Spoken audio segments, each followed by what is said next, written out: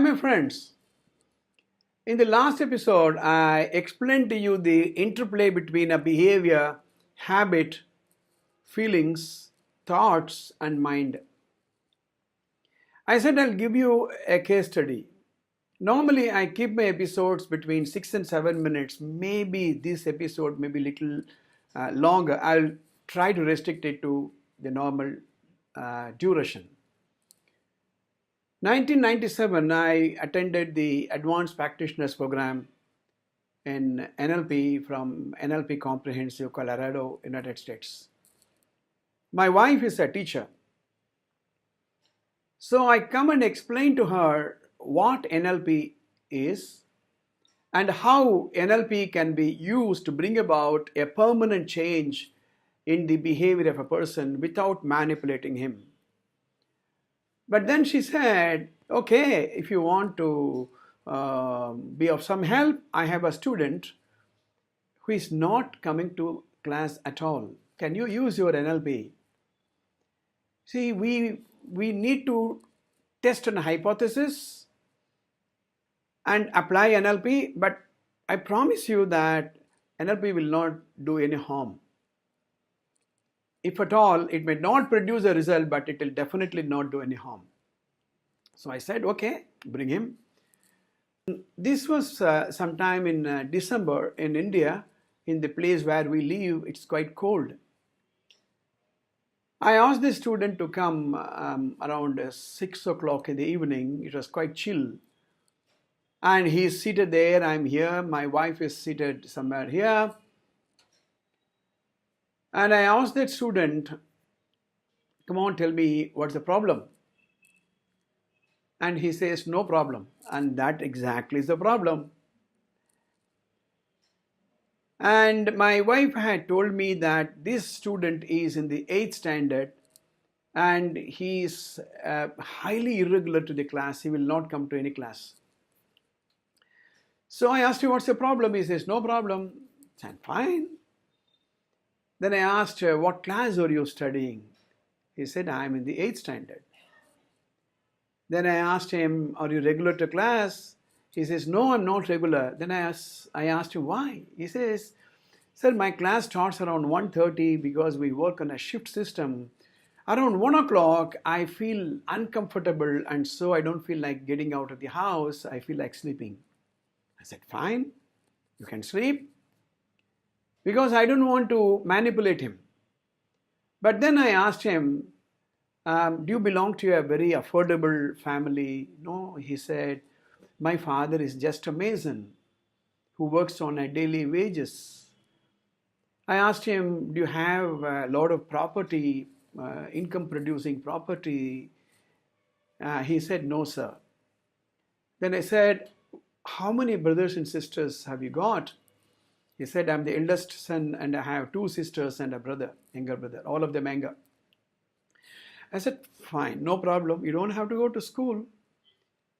Then I said, you bring your chair a little towards me, 1 foot. So he brings it and said, let's assume 1 year has gone. I said, what's happening? He thought for a while and said, sir, 1 year has gone and I'm in the same class. I said, what about your friends? He thought for a while and said, sir, they have gone to the next higher class, 9th standard. And you? I'm in the 8th standard, sir. Okay. Bring your chair even 1 more foot towards me. I said, what's happening now? He said, 2 years have gone, sir. He was able to link this geographical movement and he was able to associate, his mind was able to associate this with the movement of time. And he said, I'm struggling in the same class. Then I said, what about your friends? He said, they have gone to the 10th standard. Then I said, little more. And he said, I'm in the same standard, 10th standard. I'm now a dropout. What about your other friends? He said, they have passed out of the school and they are well settled in the higher education. I said, come a little more closer. And he came closer and said, what's happening now? Then he said, sir, I am in the same way, a school dropout. I'm now around 20 years. I'm unemployed. What about your friends? He said, all of them are employed. They have completed their school education, higher education. And you? He said, I'm unemployed. I'm unemployed, he said. At this time, we noticed he was sweating like anything. Mind you, it was winter, it was cold, chill outside, he was sweating. That means his mind is working. He is occupied by thoughts of unemployment, by thoughts of loss of income, loss of face in the society. Then I said, okay, go back. So we went back. Then I asked him to visualize a situation where he is 5 years, 6 years from now, he is unemployed. I asked him to look at the picture that he could see. See, later on we're going to discuss about visual remembered pictures, visual constructed pictures in NLP. He was able to quite see that picture. I said, do you like it? He said, sir, I don't like that. Okay, then I said, okay, let's do another thing. Now, let's say that from tomorrow you are going back to the class. Yes. Come a little forward. Now what's happening? Sir, 1 year has passed. I'm in the 9th standard. Then come nearer. What's happening now? Sir, I'm the 10th standard. So I made him to do the same exercise, but only with the difference that there is a change in his behavior. And then I asked him, what's happening now? He said, sir, about 5 years, I'm now at school. I finished my school. I finished my higher education. I'm now employed. Now I said, look at this picture.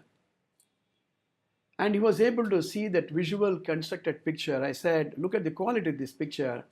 Then I gave him an option. This picture where you are not employed in 5-6 years time, you are suffering, loss of face in the society. Look at this picture. Look at this picture. Now you choose between whether you want here or you want to be here. Then I gave him 2 identical notebook pages. I asked him to write option A. I don't want to go to school, and years pass and I'm unemployed. I'm not happy about this situation. And the other paper, I want to go to school, I want to complete my school education, and I want to be employed. Option 2. I took both these, folded it identically and gave it to him. I said, the choice is yours. Open both of them. Whichever you want, whichever is your first option, you keep it. The other option, you destroy. I said, I don't want to disturb you. I don't want to influence you. So he opened it. For solid 5 minutes he was thinking. Just imagine the trauma that was going in his mind, the choice he has to make and get committed. Then he took one, kept it in his pocket, and destroyed the other one. I was looking at my wife's face. We don't know which he destroyed. Then I asked him to give me that which he put it in his pocket. He had written, I want to be regular to school. I want to come up in life. And I want to prosper. I said, fine, you can go. I told my wife, it is done. She asked me, what is it? Go. From tomorrow, you will be back in school. That was a Friday, and on Saturday and Sunday, I had an NLP seminar in Hyderabad. And I go there. It was Monday afternoon. I was still in Hyderabad. At 1:30, 2 o'clock, I telephone her. I mean, in the evening, I telephone her in the evening. Did he come to school? She said, no. I was wondering, what's happening? Oh, NLP, what happened to you? Tuesday, I come back. I asked her in the evening, did he come back to school? She said, no. Wednesday, no.